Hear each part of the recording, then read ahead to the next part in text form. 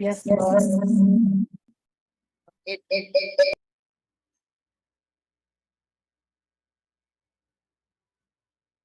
Yes, Lord, as Boris prayed, help us. Help us in every day, in everything that we do. For without you, we will go astray. Yes, Lord. This parasha this week is Parashat Truma, which is to donate. And it is in the book of Shemot, which is Exodus chapter 25, verse 1 to chapter 27, verse 19. Then Mlachim Aleph, that's First King, chapter 5, verse 12. Yet in the English, it is chapter 4, verse 26. For some reason, there is no good coordination there. And up to chapter 6, verse 13. Hebrews, that's Ivrim, chapter 9, verse 1 to verse 10. I'll be reading from First King, chapter 5. I'll start with verse 9. ויתן אלוהים חוכמה לשלמה ותבונה הרבה מאוד ורוחב לב ככל אשר על שפת הים.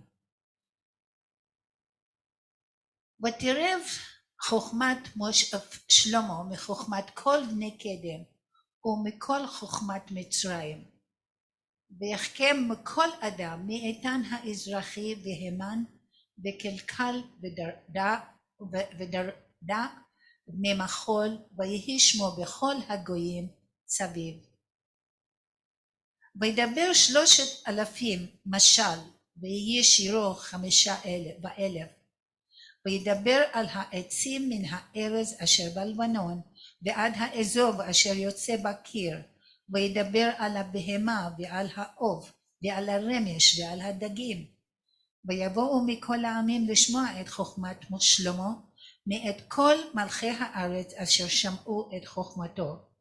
וישלח חירם מלך צור את עבדיו אל שלמה, כי שמע כי אותו משכו למלך תחת אביהו, כי אוהב היה חירם לדוד כל הימים. Rita will read it in English. So as Noga was mentioning, the coordination here is a little bit off. So in the English, it's 1 Kings chapter 4, verse 29 to chapter 5, verse 1.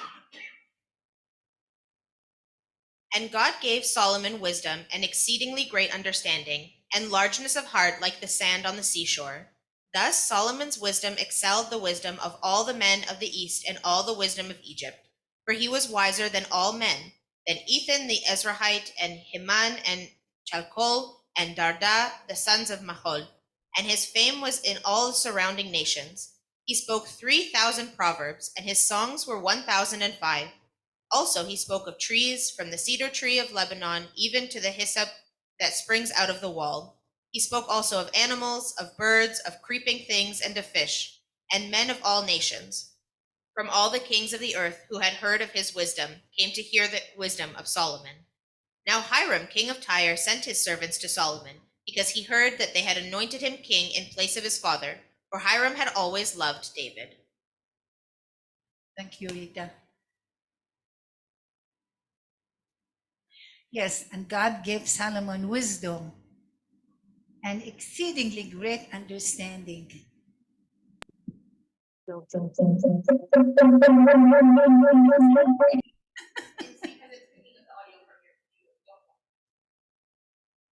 Okay.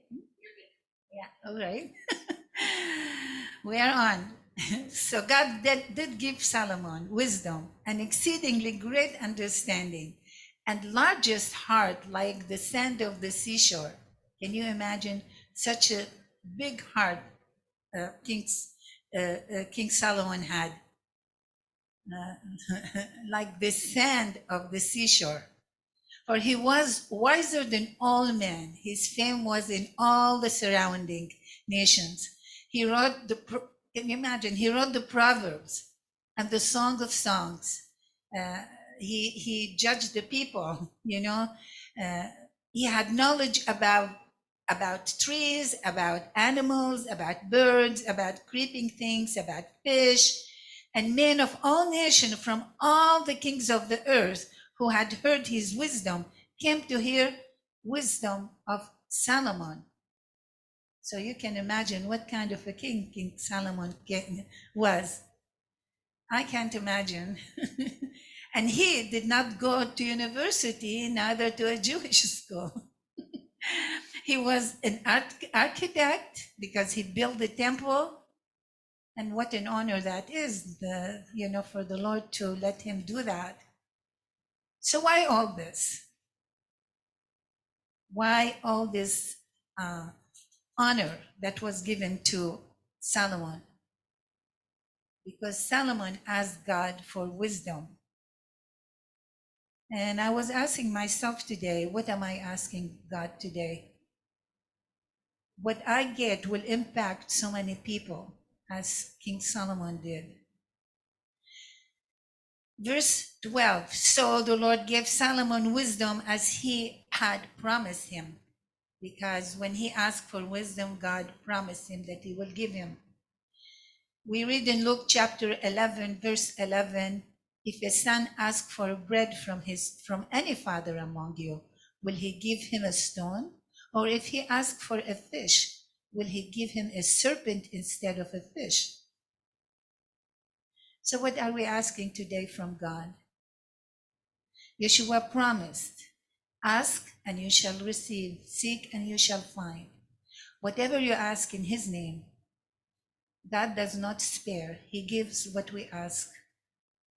However, God had a condition for King Solomon. 1 Kings chapter 6, verse 11. Then the word of the Lord came to Solomon, saying, concerning this temple which you are building, if you walk in my statute, execute my judgment, keep all my commandments, and walk in them, then I will perform my word with you, which I spoke to your father David. And I will dwell among the children of Israel, and I will not forsake my people Israel. Yet King Solomon eventually did not listen. It seemed that in such environment that he lived, being so rich, so admired, so comfortable, it was very easy to start trusting in his own wisdom, in himself. He accumulated horses when God said, do not. He accumulated women and built temples for their gods, ignoring God's command to destroy all the high places and all the idols. It seems to me that King Solomon stopped seeking God for a while, and he brought a lot of trouble over Israel. It can also happen to us. Unfortunately, he came to trust too much in his own wisdom, something we should beware of, not to do.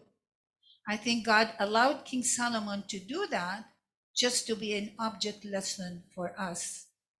Because can you imagine such a king and he failed to please God?